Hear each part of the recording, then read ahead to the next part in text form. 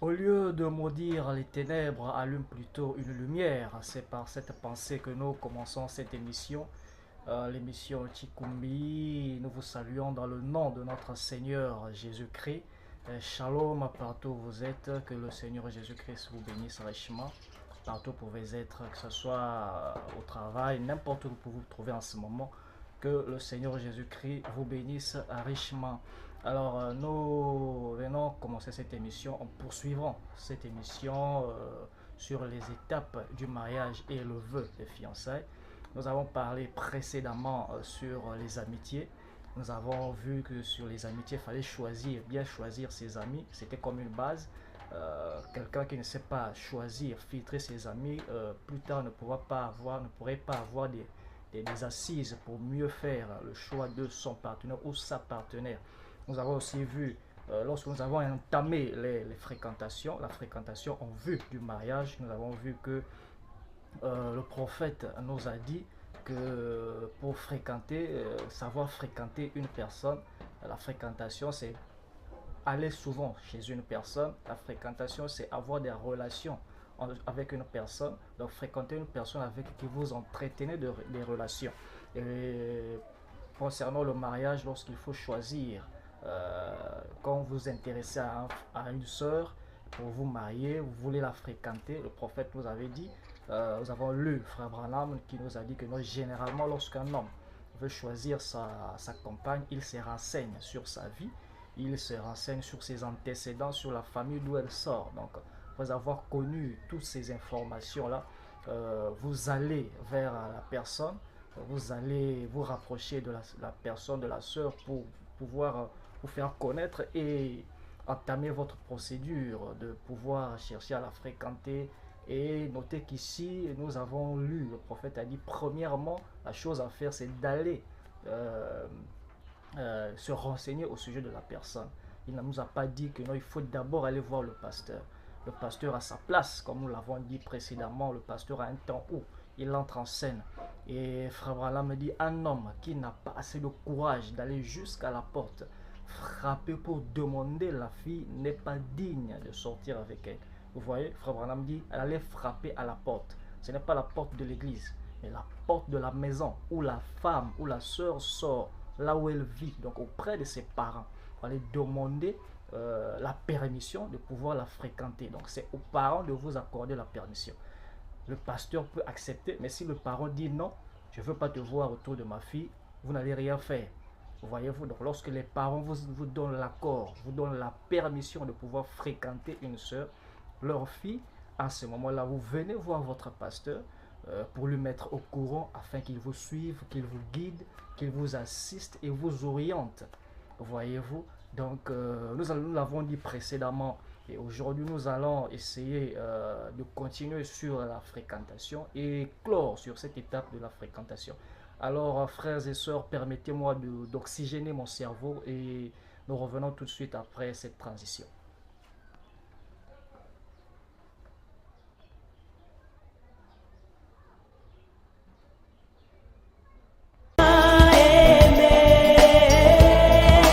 Je ne fais que te rendre ce que Jésus m'a donné. Il m'a aimé avant la fondation du monde.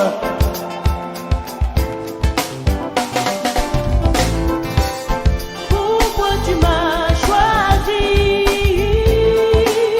Pourquoi tu m'as choisi? Je ne fais que te rendre.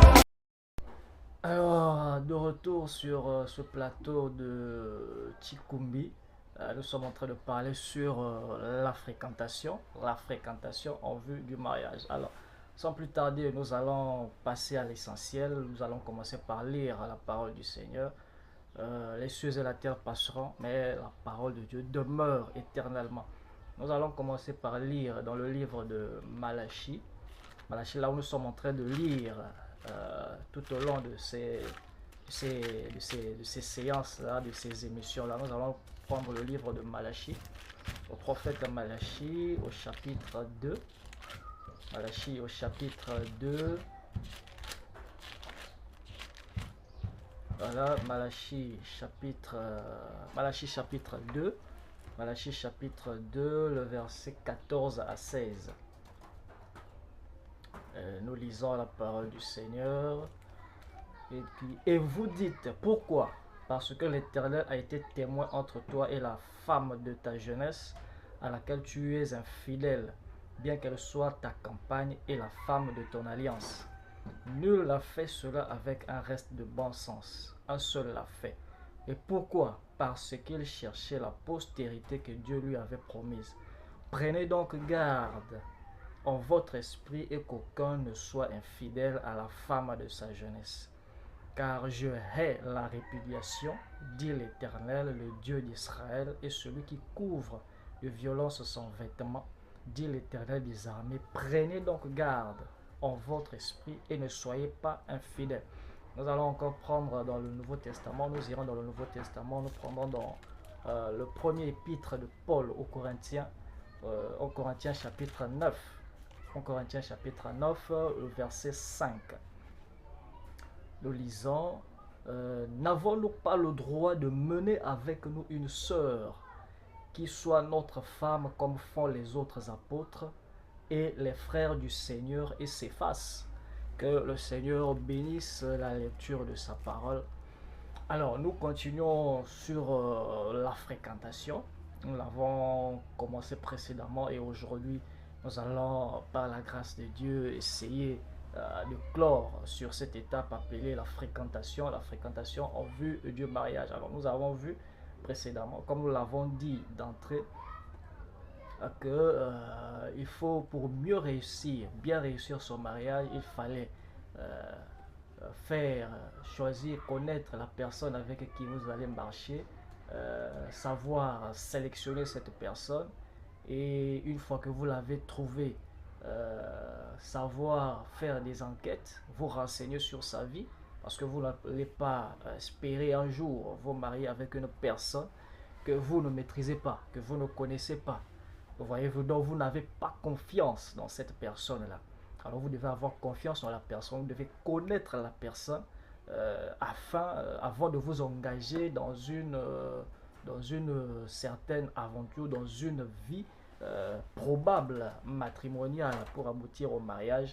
Donc vous devez connaître la personne. C'est ça le but des fréquentations. Nous avons aussi vu que la fréquentation servait aussi à faire la cour.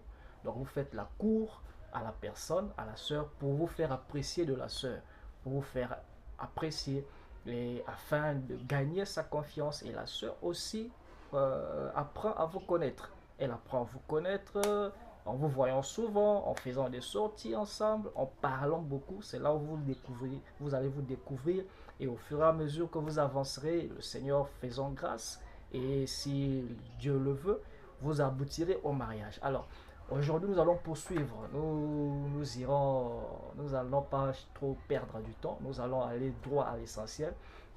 Alors, nous allons commencer par lire le prophète, parce que nous aimons lire le prophète. La parole de Dieu vient au prophète dans un âge. Donc, ici, ne soyez pas surpris ou achoppés quand vous nous entendrez dire Frère Branham a dit. Si nous disons Frère Branham a dit, parce qu'aujourd'hui, dans cet âge, Dieu nous a envoyé en ce temps de la fin un prophète avec un message. Et c'est ce message-là, ce message qui est un message universel. Ce n'est pas un message pour les catholiques, ce n'est pas un message pour les protestants, ce n'est pas un message pour les Ngunza, ce n'est pas un message, mais c'est un message pour tout celui qui croit en Jésus-Christ, parce que c'est le message de Jésus-Christ. Voyez-vous? Donc ce message est pour tout le monde. Ce message n'est pas pour une église. C'est un message universel destiné au peuple du Seigneur en ce temps de la fin. Voilà pourquoi nous disons Frère Branham a dit, parce que la parole de Dieu vient au prophète dans un âge. Dans la Bible, dans le livre de Osée, il est écrit que par un prophète, Israël fut sorti de l'Égypte, et par un prophète, Israël fut gardé.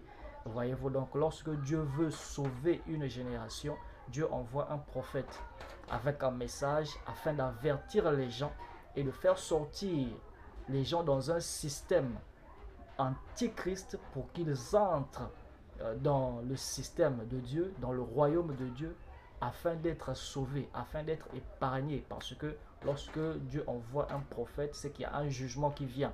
Donc avant que ce jugement le frappe, Dieu envoie un prophète pour appeler les gens à sortir et à entrer dans le royaume de Dieu avant que le jugement ne tombe. Donc le jugement tombera sur ceux qui rejetteront ce messager ou ce prophète-là avec son message.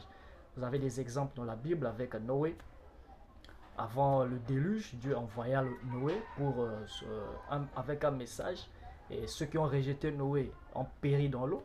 Ceux qui ont cru sont entrés dans l'arche, ont été sauvés. Et Jésus a dit que nous, de même, il en était au temps de Noé, il en sera de même quand le Fils de l'homme viendra. Donc avant que le Fils de l'homme ne vienne, il faut qu'il y ait un prophète. Comme Jésus s'est référé au temps de Noé, il doit y avoir un prophète avec un message afin d'appeler les gens à sortir des systèmes, des organisations, des systèmes du monde, des systèmes qui ne sont pas scripturaires, des systèmes, de tout système que Dieu n'a pas établi, de toutes les doctrines qui sont anti-Christ, anti-scripturaires, pour entrer en Christ, qui est la parole. Voyez-vous, afin que ces derniers soient sauvés avant qu'ils ne frappent, parce qu'il est écrit dans Malachie chapitre 4, que souvenez-vous de la loi de Moïse, mon serviteur, auquel j'ai prescrit des ordonnances en Horeb. Voyez-vous, voici je vous enverrai Élie le prophète. Voici je vous enverrai avant que le jour grand et redoutable n'arrive. Donc il y a un jour grand et redoutable, un jugement, Dieu va détruire le monde. Donc avant que cela n'arrive, Dieu envoie un prophète avec un message, Élie le prophète. Donc ce prophète aura l'esprit d'Élie, aura les caractéristiques d'Élie. Voyez-vous, Élie n'aimait pas des églises organisées. Élie n'aimait pas des femmes de mauvaise vie. Élie n'aimait pas des choses qui étaient antiques, anti-scripturaires. Voyez-vous, donc il enverra un homme avec l'esprit d'Élie, avec un message pour faire sortir des gens des organisations. C'est ce message-là qui parcourira le monde pour appeler les élus qui sont dans cet âge-là, partout dans le monde. Voilà pourquoi William Branham a fait dans son ministère 7 fois le tour du monde en prêchant le message. Cela avait pour but d'appeler les élus de Dieu, parce que Jésus a dit que cet évangile du royaume, cette bonne nouvelle du royaume sera prêchée dans le monde entier, après viendra la fin. Alors si vous allez dans le livre de Pierre, là-bas il est dit que non, le monde, les cieux et la terre d'à présent sont gardés et réservés pour le feu. Donc aujourd'hui Dieu ne va pas détruire le monde avec l'eau comme c'était au temps de Noé, mais Dieu détruira ce monde par le feu, et ça sera un feu nucléaire. Toutes les prophéties dans la Bible parlent de cela. Donc ce n'est pas quelque chose, si vous êtes un averti, vous suivez l'actualité, vous savez que le monde est en train d'aller droit vers une 3e guerre mondiale, et cette guerre avait été prophétisée dans la Bible. Le Seigneur voulant, nous reviendrons, nous parlerons de cette prophétie, de cette guerre que la Bible avait annoncée. Voyez-vous, donc avant que ce cataclysme nucléaire n'arrive, Dieu envoie un prophète pour faire sortir son peuple. Voyez-vous, afin que ces derniers soient prêts pour l'enlèvement, entrent dans le corps de Christ, pour être épargnés du jugement qui vient. Donc avant que cette 3e guerre mondiale n'arrive, il y aura d'abord la période de la grande tribulation. Voyez-vous, donc d'où le but du message de William Branham. Donc ce n'est pas un message pour une église, c'est un message pour quiconque veut. Comme Jésus a dit que celui qui a soif vienne et prenne gratuitement l'eau de la vie. Alors, nous allons continuer sur la fréquentation. C'était juste une parenthèse sur la fréquentation. Nous allons commencer par lire le prophète. Nous allons lire Frère Branham. Dans la prédication, l'histoire de ma vie. Dans la prédication, l'histoire de ma vie. Alors, nous allons lire Frère Branham. Nous allons lire le prophète dans l'histoire de ma vie. L'histoire de ma vie prêchée le 26 juin 55 à Zurich en Suisse, au paragraphe 18. Au paragraphe 18, on me dit, mais quand j'ai commencé à l'allumer, j'ai entendu quelque chose tournoyer tout autour. Cet arbre-là m'est encore revenu à l'esprit. Et je savais que Dieu avait dit, ne fume jamais. Alors j'ai jeté cela par terre, je me suis enfoui. Et je suis allé dans les champs et je me suis mis à pleurer. Et j'ai demandé à Dieu de me laisser mourir. Personne ne voulait de moi, ma famille non plus. Les jeunes gens ne voulaient pas de moi. On ne voulait donc pas de moi. Mais il est venu vers moi, il a dit, je te donnerai des amis, suis-moi tout simplement. J'ai continué la vie. J'étais très timide à l'époque. J'étais réservé. Elle dit, et je pense que vous vous demandez comment je me suis donc marié. Un jour, j'ai rencontré une belle jeune fille. Oh non, nous, c'est le caractère, frère. Le caractère. La femme, c'est le caractère. Oui, la femme, c'est le caractère. Mais la beauté aussi compte. Fabana me dit, la femme qu'il avait rencontrée, il dit que non, j'ai rencontré une belle jeune fille. Ce n'est pas mauvais d'être belle. Nous allons y arriver. Il dit, j'ai rencontré une belle jeune fille. Elle était allemande et elle était une chrétienne. Et j'ai commencé à la fréquenter. Fabana me dit, j'ai commencé à la fréquenter. Je vais revenir là-dessus. Eh bien, faites attention un instant. Je voudrais que vous saisissiez cette partie de l'histoire.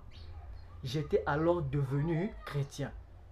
Oh non, il était encore un païen. Païen, il était dans le monde. Ah. Non, on me dit, j'étais alors devenu chrétien. Lorsqu'il a commencé à fréquenter la sœur Hope, il était devenu chrétien. J'étais alors devenu chrétien.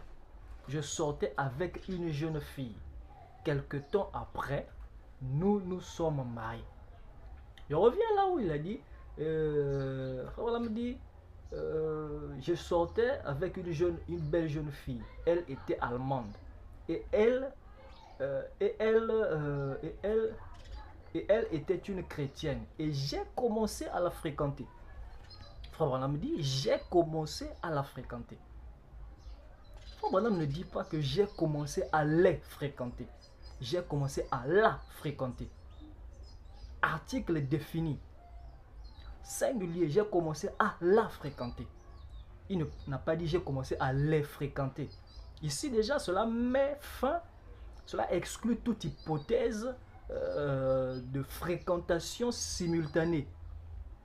Fréquentation simultanée. Donc vous voyez des frères dans des églises, un frère qui fréquente jusqu'à 2, 3, 4, 5 sœurs à la fois. Des fréquentations simultanées. Donc non, bon, moi je vais prendre, je vais d'abord fréquenter, je vais la fréquenter, après bon, j'essaie aussi là-bas, aussi là-bas, aussi là-bas, là-bas, là-bas, là-bas, là-bas.